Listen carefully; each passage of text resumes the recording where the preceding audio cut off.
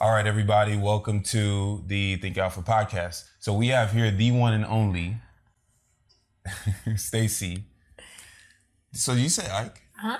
You say Ike. Okay, I do. I like that. Yeah, I like that's that. all it is. Don't bring it up. Don't do it. Don't you dare try it. Don't play that game. Because you know, I know exactly where it's you going. know what He's I not am going. I was going to say. Anyway, we're gonna. Anyways, so yes, also known as One Take Stace. Thank you for being. Of course. Well, thank you for having me. We're at your place. You guys are welcome. I'm so excited. Yeah, which is really, really cool. Yay. So you got some big stuff going on. I mean, I'd say we just dive right into it. Sure.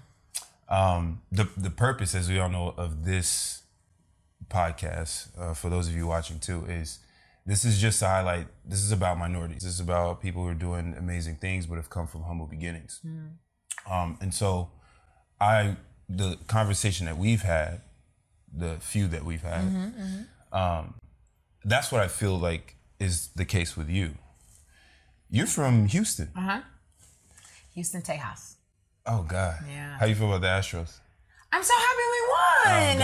I'm so proud of them. Don't be an air hole. Okay. I'm from LA, so. You're right. And, you know, the Dodgers are beautiful. Your hats are better, I will say. But the Stros have never won. Like, this is their moment. So I'm excited. And they needed a win. Like, Houston's had so much with the hurricane and everything. So I'm like, here's our moment to just be together and celebrate. Yeah. I feel like they just brought more heart just because of that. Yeah, see? Yeah, which is really cool. Yeah. So back to you. This is about you, okay? Cool. So you have, so now you've made your way up. You came out here to LA how many years ago? It'll be 4 years in January. Okay, from Houston, January, 4 years now, or about to be 4 years. And then now, I'd like for you to say where you're at now, because you'll do a better job than I can. I mean, I think now I'm just coming so much more into my own and like what I want to do in the city. When I first got here, January 18th, 2014. So I got here, I was very green. I had interned in LA before when I was in college. So I was like, okay, I know I want to live here. After college, I moved to Australia because I was like, oh, I'm going to go be the black girl who makes it. You were in Australia? That was cute. Yeah. I lived there for like nine months, and it was incredible. Best thing I ever did. But at the time, what I was looking for in entertainment just wasn't there. And I also probably wasn't ready to do it there. So came back, was in Houston for a couple months while I was trying to figure it out, and then moved to LA. And so when you move here, the whole story of like, you get the restaurant job and you start taking the bus and whatever, like it all happened. So like was on the bus and didn't come with a lot of money and started working in a restaurant. I had never worked in food. I'm extremely clumsy. So I was like, they cannot give me church. This is not for me. So, and not even like, I commend and honor people who are able to like do the most. That's not me in that place. So, I did the restaurant thing for a while, hosted a couple, hosted at different really classy restaurants in the city, and then like did some of the other types of restaurants where it was like cafeteria style, whatever. So I learned a lot, met a lot of people. And then from there, I was like, obviously, I don't want to be here this whole time. So I started trying to figure out and hustling ways to get out and figure out what I want to do here. So the acting class, like all of that, everything you think happens when you move to LA happened. So it was really funny because I was like, wow, like it's just like the movies. But like it was literally like that. So yeah, and one thing that's led to another, God continued to put amazing people in my life. And, just people who could help me and teach me and show me like, oh, make a left, make a right. Like, these are different companies you can work for. These are different people to collab with.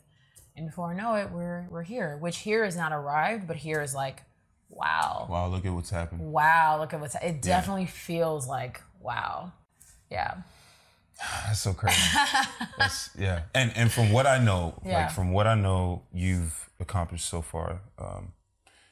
And I'm sure there's so much more. But I know you're on Oprah Winfrey Network. You are the host.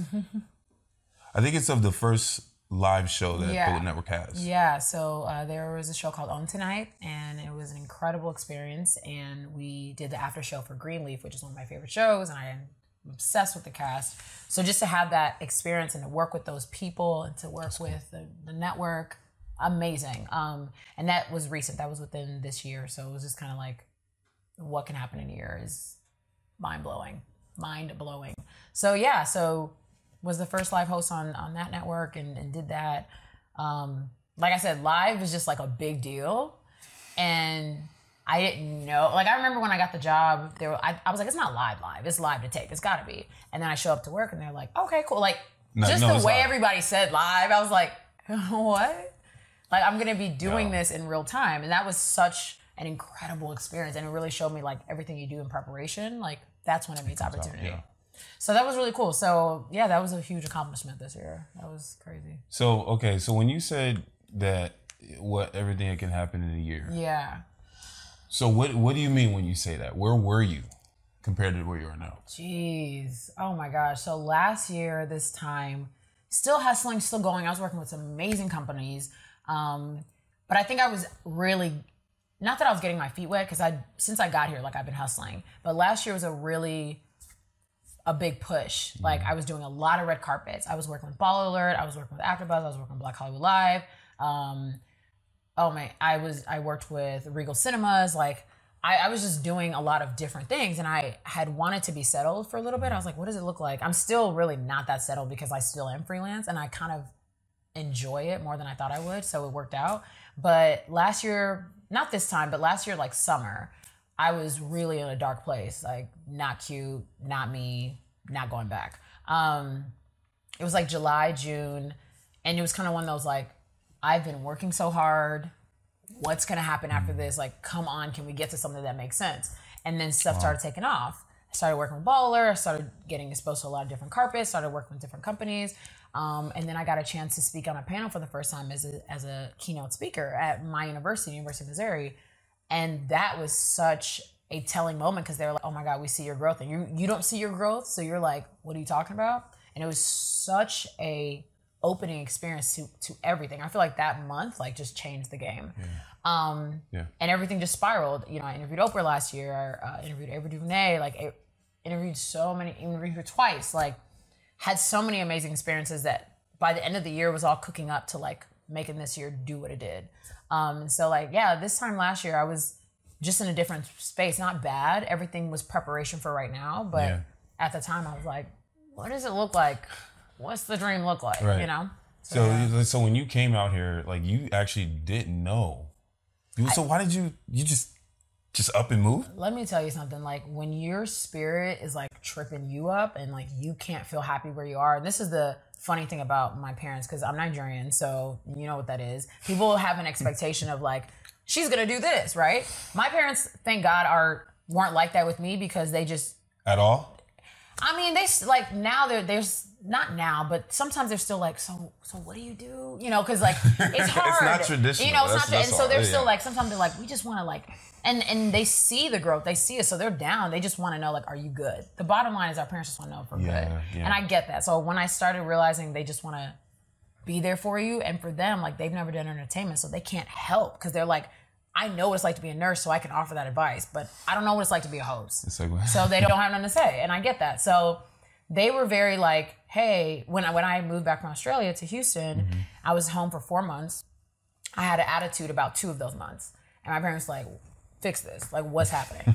And I was like, well, I want to be free. They're like, ain't nobody stopping you from doing whatever you want to do. What do you want to do? And I was like, I want to move to LA. Like, I think that's what I want to do. They're like, my dad was like, cool, I'm going to drop you off. Like, what? And obviously there was a lot more to that story, but I remember the day he was like, okay, like, I'm dropping you off and you're going to go to the airport and you're going to go there. It was a one-way ticket. It was 3 bags. Like, it was just, this is it. And so it was, I had a few friends that lived here at the time, really good friends that actually left a year after I got here. So that was hilarious. Both moved to New York. I was like, really? But I had them, and I had a few people from my internship. Other than that, I was like, I just have a dream to be there. And that's all it was. So thank you, God. Right. Yeah. Like, God's working. No, he's doing his thing. He's doing his thing. Yeah. So at what point in time did you feel... I believe that everybody who is on the journey, there is a certain point in time when they experience, like, some sort of what they would consider a loss or a defeat or some pain. Sure. What would you say that was for you? Or did it even happen here at all? Of course it happens. If it's not happening, you're not paying attention to the journey, or you're not living the journey, because it's never perfect. And I started realizing that really early on, obviously, because when you get here, you're like, oh, this isn't perfect. But there were a couple moments, like, I came out here thinking I had a job opportunity, because I had come a few months before I decided to move for a week and met with a lot of people. And one of the companies I met with was like, move here and we got you. And I was like, yes. So I moved here. I called them and they were like, hey, we switched apartments. I was like, what do you mean? I literally don't have anything else. What? So I started working at a restaurant like 7 days after that. So real talk. But in that, like, money is always a big thing because you're like, I need to live, but I also need to like spend money to do what I want to do. Yep. You know, so you're getting headshots, you're getting classes, all that stuff. I think some of the biggest moments was when I got offered this reality show, and in my heart, I was like, this isn't really what I want to do. It was some money, you know, it was a cool opportunity. And I remember at the time I was like, I don't have a job. Like, how could you turn this down? But God was like, it's not for you. So I turned it down. And that was family too. That a lot of people were like involved in me, like not taking it. So I turned it down, and that was like a really sad moment. I remember like crying. I'm like, God, like, how you gonna like, it was just very like dangly. And then I realized the whole like everything that glitters isn't gold thing is really true. Mm-hmm. So 2 days after that happened, I got offered a really dope job with Smashbox Cosmetics. It was literally like a weekend job, but it was one of the first experiences of like the host you want to be is so real. Hey, real quick, was this in Culver City? Smashbox? The studio, yep. So the gym, I used to own a gym, and it was right down the street from Smashbox. Of course you used to own a gym. Come on. Of course you used to own a gym. That's cool. Anyway, everybody can't be you. So that was a great experience. There were a couple other moments of brokenness. I worked for free a lot.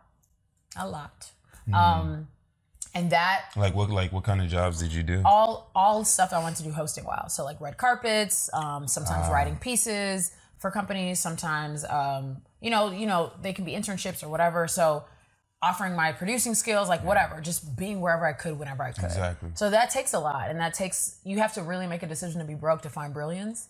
And I remember when I was like, wow, like I couldn't even take more hours as something I don't want to be. Because I remember my acting coach said to me, he's like, you're either an actress or you're a waitress. If you spend 35 hours of your week waitressing and 5 hours in class and you're not studying, you're a waitress, not an actress. That's it. Oh, yeah. He was like, and I applied it to everything. If you say you want to write or you say you want to blah, blah, blah, and you spend 5 hours doing that and 30 hours doing something else, you're what you're spending your time on.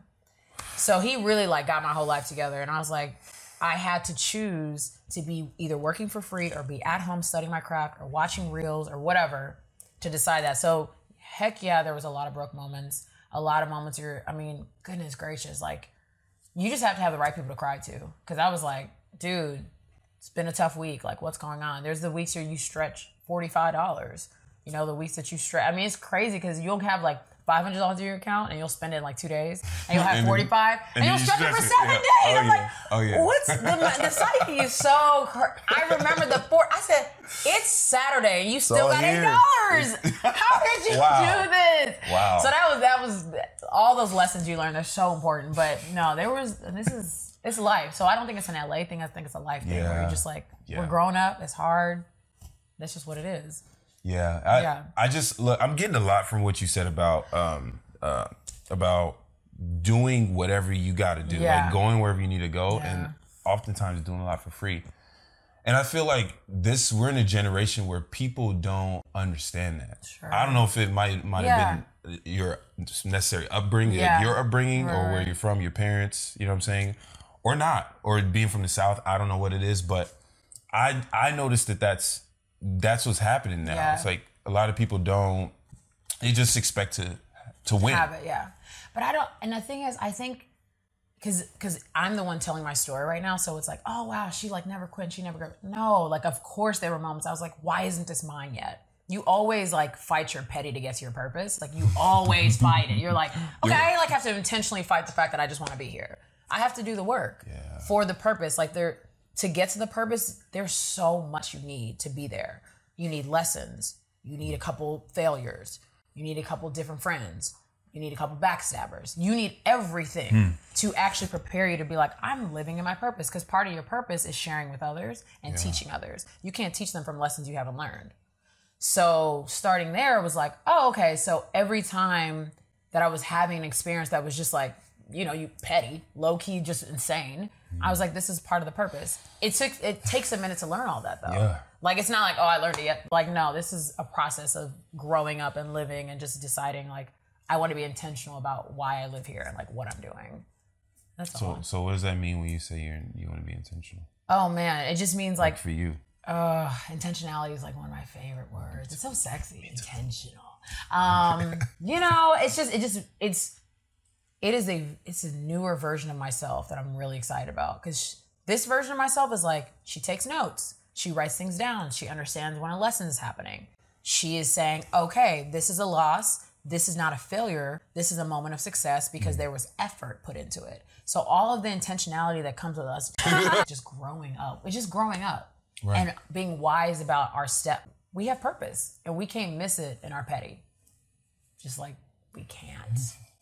Like, don't stay there. Like, that's it. Yeah, that's it. Yo, your personality. I'm like, don't be petty. No, I'm just kidding. I mean, sometimes be petty. Like on the weekends, like when no one can see. Like on yeah, because we need to be in our petty sometimes to like grow and figure out what our purpose is. But yeah, no, intentionality is just that, being intentional, taking notes during the journey, like understanding that it is a journey. That's it. Yeah. That's it. Understand, and whatever comes with that just comes with that. It just is. Scariest thing ever. Like, you can't plan what your journey is. My brother said something to me so smart today. He was like, you can't decide how hard the struggle's gonna be. You just have to decide you're willing to do the struggle.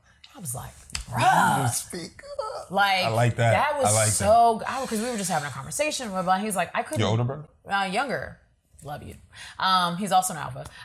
But he's a good dude. Okay. He's a good dude. Yeah. He's a very good dude. He's in law school right now. And he was like, I couldn't decide this was going to be hard. I had to decide I want to be in law school though. So I only get one decision. And that's it. I want to be in law school. So that's what so true, you know what I mean? So like, true. That's all the journey really is, making the decision. Yeah. Yeah. Yeah. Oh my gosh. Yo. Okay. You just... I just feel like everything I'm saying, you ready. It's just everything you're saying is life. So I'm responding to you with my life, moments and everything that I've been experiencing because it's so relatable. Like every question you're asking, I'm like, the reason I have an answer because I'm like, oh my God, he thought about that too. Like you have to we are all dealing with the same stuff. Like please don't think anybody's ever above you or whatever, because everybody to every level that there is, like lessons had to be learned to get there. Yes. So for you to get to that, like you pass the same lesson. Everybody's passing the same lessons. That's it. Yeah. I learned my biggest lessons I would say in the last like 13, 14 months. And all it's business related. Like I own that gym and I closed it down, or we let the lease kind of dissolve, right? But through that, I realized, number one, I'm doing something I completely don't want to do is for other people. Yeah. So my biggest lesson was learn to stand for what you want. Well, first off, identify what it is that you want, right? And then stand for that. But I'm not gonna lie. I thank you. Spent a lot of my life doing things because other people wanted it for me. Yeah. Which is like, it's sad because it's not a negative thing. Like somebody wants you to be successful and they think this is how you should do it. So it's not a bad thing, but it always starts and ends with you. So if they do it for you or they say something for you and then you're the one that's dealing with it, you're the only one that's dealing with the pain, the struggle that I don't want to be here, not them. So once I realized that, I'm like, or even once you realize it, it's not really worth it to do things just for other people. It's amazing to be able to like, please people or make sure they're happy, whatever. There's so many beautiful people in our life we want to like make happy. But the only way you're truly happy, and that's what I love about when my parents were like, what is it going to take for you to be you? They identify that them saying, we want you to do this isn't going to work. Yeah. Like I still, shout out to y'all. Shout out to the folks. Family. Proud of you. Folks. Yeah. The Ikes. Yeah. So there's the dance for it. I'm sorry. Okay. I'm not going to do that dance right now. We're still recording right now? Yeah, we are. Of course we are. Tell the people. Okay, so speaking of Ikes, you've been to Nigeria, right? Yes. When was the last time you went? 2 years ago. 2 years ago this time. Yeah. You went? Yeah. Oh, I'm so jealous, man. It sucks because like before then I hadn't gone for almost 10 years. Okay. And so sadly my grandfather passed away a couple of years ago and we went for his funeral and his burial, and and just being with the family. Like the family that's out there too, right? Yes. I couldn't believe like just how at home I felt and how much I'd been missing out on. But I'm trying to just set up my life right now where I can visit once a year. Exactly. Because it's so important to be around family, around culture, and to be learning and loving on each other. It's so important. I was like, wow, this is everything. Wait, what state are you from? My dad is from ML State, both of them ML State, yeah, Owera and Mbise. Huh. Ah, interesting. I know. What are you thinking? What do you think? I'm kidding. Very interesting. Yeah. Yeah, no, we went to school, boarding school in Nigeria. Yeah. Wow, how long? 4 years. What? 4 years. You win. What? My visit for 10 days is not 4 years. Yo. How old are you? I'm talking about experience. Now, well, at the time of this recording, 29. No, when you went to How boarding old school? was I? Yeah. 13. So in the middle of the 8th grade, we left. Okay. So born in LA, right? Yeah. So from birth till 13. Right. And then he was 11. So then we left. Yeah. But what's funny is my dad is such a genius. He's such a salesman. For 1 year, let me tell you this. For 1 year, he sold us on the idea of staying there for school. Yeah. But what it was that initially it was a 6-week trip, and that's what it was. Like we had a flight back in 6 weeks from the day I went. Yeah, from the day we went. So he had a plan for us to talk our mom into, hey, we should be in school and this and that. First a year before, he was like, what do you guys think? Like, what do you guys think about possibly going to school there? Like, you guys don't think that would be a good idea? And we would talk about it. I was like, man. Wow. Yeah, so he did it in a way where, I don't know, like, Charles, what do you think? Like it feels like it's our idea, like some Inception. That is so funny. It's like some Inception type stuff. It was, yeah. How did you feel about the experience? First off, it's good. Yeah. I'll say that. But it's just different. Yeah, that's all it is. Because you visited. Yeah. But imagine now living. Now you're blending in, right? Now, ain't nobody wearing jeans. I mean, maybe now. But back then, I mean, what do you think, Charles? People weren't wearing. They have pop culture out there now. So. It's really modernized or let me not say modernized, Americanized, I would say. Really? Yeah, I think so. Like even where you were did you go to emo? It was. Yeah, and when I got there, like especially Lagos, like as soon as we landed, I was like, what's this music video? I haven't seen this yet. Like it was crazy Americanized. So then y'all got it good because when we were out there, like we were like a year late for. I remember when 50 Cent like that. What's that single? His breakout single. I'm trying. Like it's your birthday. That's all. Yo, we were a year late. That's too much. I know. Stop, because I'm trying.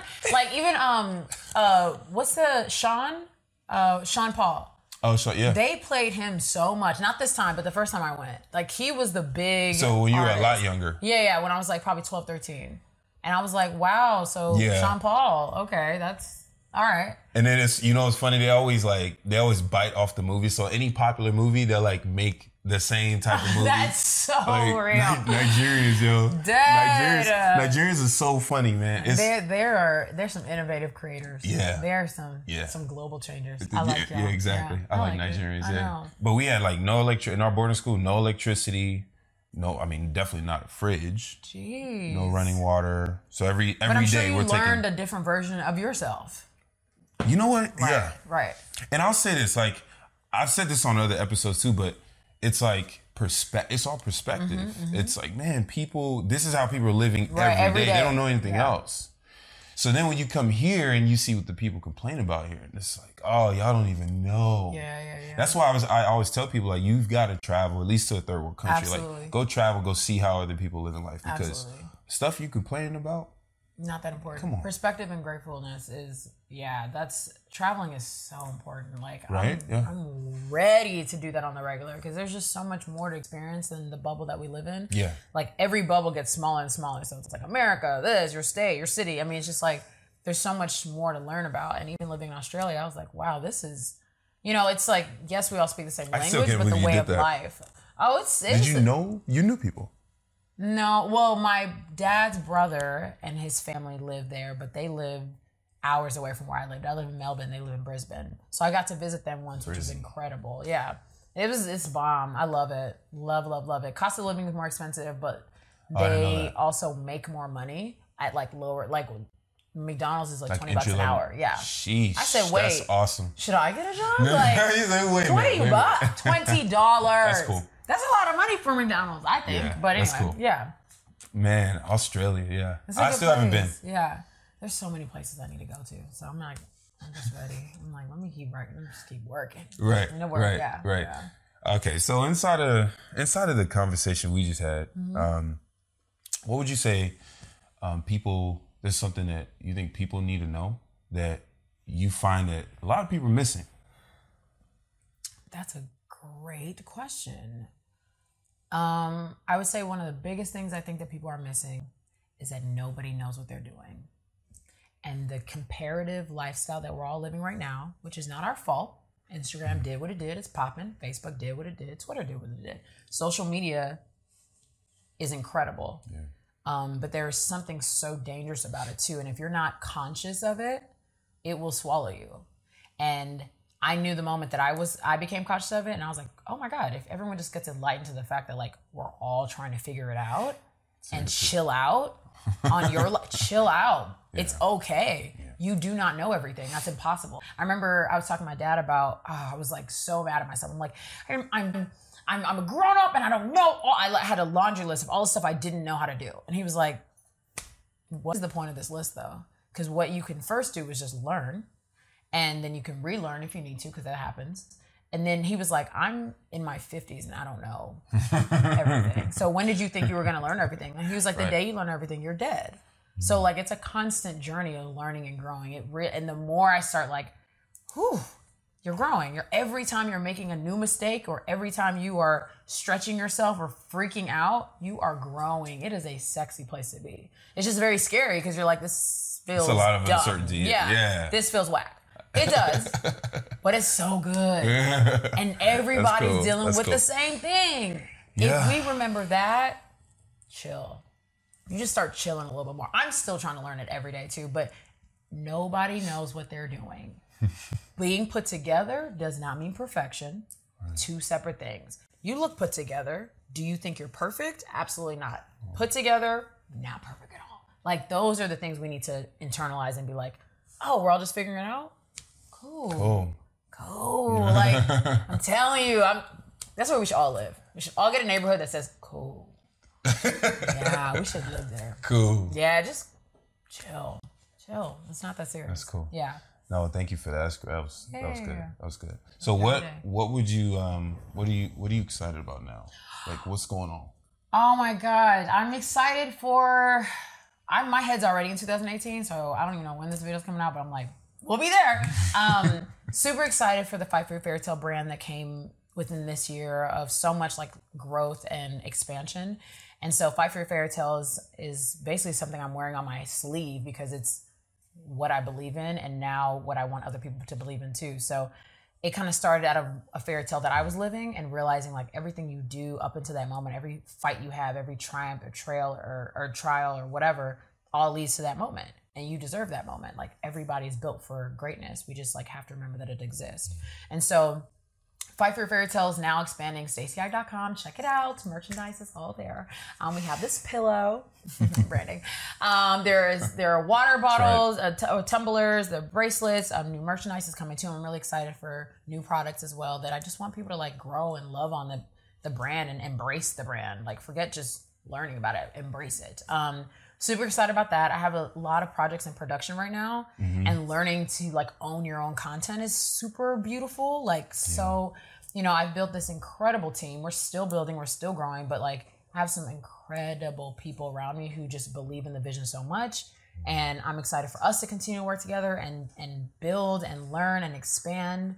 I'm excited to just continue to build a community because this year I feel like I just feel so connected to social media because of this community. I mean, that's how like I was like, dude, he's dope. Like right now, the community that I have on social, like they're just so supportive and they're into what I'm saying. And I'm like, cool, because I was just saying it for me, but I knew I should share it with you and I didn't know it was gonna work, but you're into it. So like, it's just been this incredible relationship. And so I'm trying to like keep building that.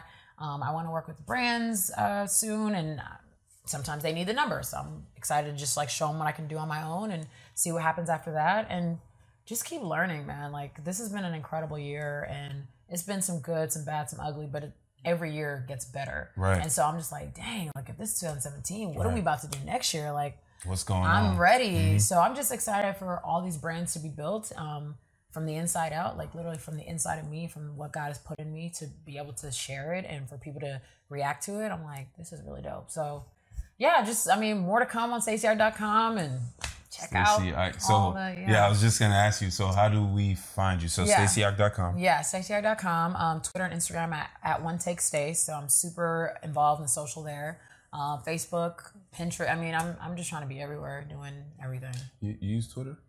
Not as much as I should. I'm like, Twitter's fun. It's just kind of hard. Like, I just heard they're expanding from 140 characters to, I think, 240 or something like that. Since when? I just heard about it. I was like looking through the news today, and I was like, that's cool. So that might happen, and maybe that'll help. Obviously, you can see the way I talk. I'm like, I need to so that's why I do Instagram long. Or that's why I go live all the time. I'm like, cool, I can just talk. So it's good. But no, like, Twitter's fun. I just feel more connected to Instagram because you can start seeing and like people and commenting and all that kind of stuff. So that's probably why I like hang out there. Cool. Yeah, it's really cool. Yeah. Just be smart about it.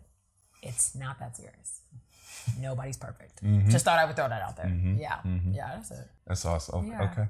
So now. Yeah. Oh, dang, I forgot the question I was going to ask. He said it's so sharp. I'm like, wow, what's next? He's like, wow, what's up? Yeah, that's my speech, my speech skills. No, but I wanted to actually acknowledge you. Yo. Because, I met you at our birthday and launch party. Yeah. And, yo, I just feel the instant connection. I was like, yo, who is this? James for the hookup, man. James. So I'll be seeing him tomorrow, actually, for our alpha stuff. But I just want to acknowledge you for being a light, like stepping out.